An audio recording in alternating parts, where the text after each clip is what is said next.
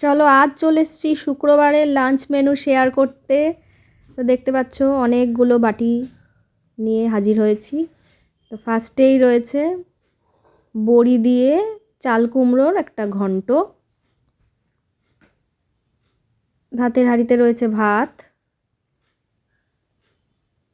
এখানে রয়েছে মচমচে আলু ভাজা।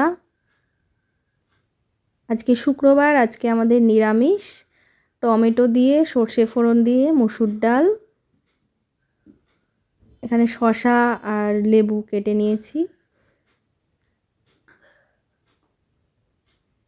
তারপর রয়েছে ফুলকপির পকোড়া, এগুলো খাওয়ার আগ দিয়ে আরেকবার করে ভাজবো, তখন একটু লাল লাল মচমচে হয়ে যাবে। এখন হালকা করে ভেজে রেখেছি।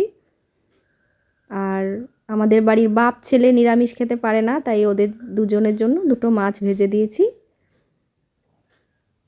আর এখানে রয়েছে আমার আর আমার মায়ের খাবার, এটা হচ্ছে সমস্ত রকম শীতের সবজি দিয়ে ডালিয়া।